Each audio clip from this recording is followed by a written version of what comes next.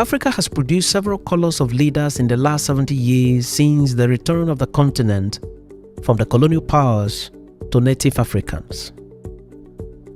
Some African leaders chose to stay in office for a short period and left their offices on record time. Others remained in office almost forever. One leader in Africa that has remained in office as president from 1982 till this day is President Paul Biya of Cameroon. At the time of the making of this video, Paul Biya is 90 years old and has been described as the oldest head of state in the world and the longest serving non-royal national leader in the world. In this edition of Back in History, we present to you the story of how Paul Biya rose to power in Cameroon since 1982 and how he has been able to remain in power for an unbroken period of 40 years and counting. Welcome to this edition of Back in History. Most of the leaders in Africa that have been in power for many years are usually military men or persons who first came into power as military men and later transited themselves to civilian leaders through the conduct of general elections. But in Paul Biya's case, he has never been in the military. He rose to power as a civilian and has remained in power as a civilian for this number of years. Paul Biya has never been a military man and may not be thinking of being one at this stage in his life. He was born in Cameroon in February 1933.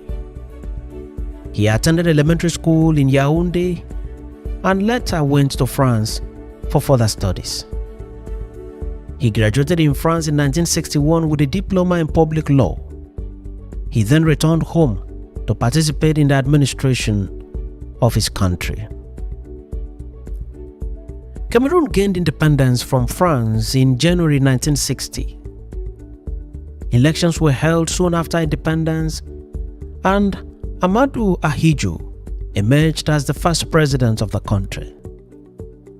President Amadou Ahidjo began his administration in earnest and appointed fellow Cameroonians to assist him in the running of the affairs of the country. One of the persons whom the president appointed to assist him in his government was Paul Biya. Biya first served as director of the cabinet of the Minister of National Education in January 1964 and later served as Secretary General of the Ministry of National Education in January 1965. He was named Director of the Civil Cabinet of the President in December 1967 and Secretary General of the Presidency in January 1968. He gained the rank of Minister in August 1968 and the rank of Minister of State in June 1970, while still serving as Secretary General of the Presidency. Biya was indeed a high-ranking member of Ahidjo's government and was very loyal to his boss and dedicated to duty. In 1972, Cameroon adopted a unitary system of government and thus created the office of Prime Minister. Paul Biya became the first Prime Minister of the country. In 1979, a new law was made to the effect that the Prime Minister shall be the successor to the President in the event of death or resignation or impeachment of the President. Prime Minister Paul Biya was thus the natural successor to the office of the President should President Amadou Ahidjo resign or become impeached or get called to the great beyond by his creator. President Amadou Ahidjo was however not impeached, neither was he visited by death. He simply resigned from office voluntarily on the 4th day of November 1982. Paul Biya then succeeded him as President of Cameroon in line with the constitution of the country. This, in essence, is how Paul Biya became the President of the Republic of Cameroon. His ascension into power was simple and without any fight or bloodshed whatsoever. It was not a coup, it was simply an opportunity made possible by the resignation of his boss. Paul Biya, who already had quality experience and knowledge of administration, began his administration in earnest and worked around the clock to render leadership to his people. He was loved by many at this initial stage of his leadership. He went on smoothly and enjoyed the support of the legislature and the international community. At this time, no one knew that Biya would employ several measures in the course of time to remain in office for many years, running into decades. Biya started by introducing a one-party system in Cameroon. This was highly criticized by pro-democracy voices within and outside the country, but Biya was defiant. He knew what he wanted to achieve and was not ready to change gear. He wanted to stand the election and to emerge victorious. When the pressure became too much, he accepted the introduction of multi-party democracy. This allowed other persons and political parties to participate in the activities leading to the general election.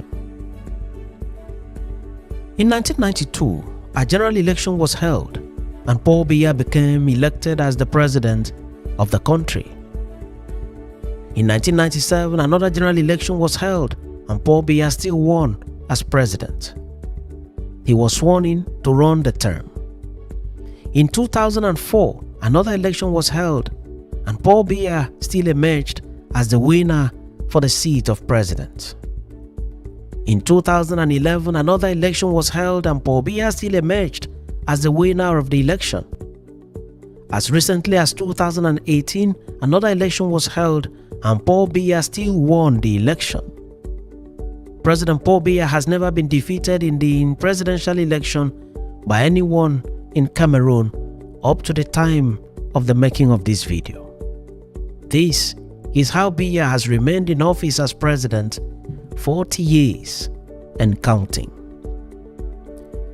It should be noted, however, that in these elections, there were allegations of widespread irregularities and manipulation of the electoral process in favor of Paul Biya. In most of the elections, Paul Biya was the only major candidate because other candidates with good following and standing had boycotted the elections owing to obvious irregularities in the electoral process. Local and international observers also complained about irregularities in the elections that repeatedly produced Biya as president. Biya paid little or no attention to these complaints. He forged on with his government and appointed a number of people to work with him. Biya had tremendous respect for his boss, former President Amadou Ahidjo, the man who stepped down from office for him to become president almost on a platter of gold. He continued to consult Ahidjo on critical national issues, and Ahidjo gave him tremendous support. Biya is a Christian from the southern region of Cameroon, while Ahidjo was a Muslim from the northern region. But their differences in religion was never a barrier for good working relationship between them. Because of this close relationship, Biya allowed former President Ahidjo to remain as the head of the ruling Cameroon National Union, CNU. Their relationship continued to flourish until 1983, when serious disagreements developed between the two. Ahidjo went into exile in France, and from there he publicly accused Biya of abuse of office and paranoia about plots against him. After Ahidjo resigned as Cameroon National Union leader, Biya took the helm of the party in September 1983. In 1985, the Cameroon National Union was transformed into the Cameroon People's Democratic Movement in Bamenda, and Biya was elected as its president. Biya then had firm control of the party and of government from then on. This is another reason why he has been able to remain in office for this long, having total control of the political party and pulling the needed shots. Biya has been the man in charge in Cameroon for decades and has the uncanny ability to pull the shots and have the critical people in the country to himself. For instance, Biya worked with the legislature to remove tenure limits from the Constitution of Cameroon. This has enabled him to remain in power for many years. Biya also caused an amendment of the Constitution to make provision for the president to enjoy immunity from prosecution from his actions as president even after leaving office. Biya does not have much tolerance to opposition. Under the Constitution, Biya has sweeping executive and legislative powers.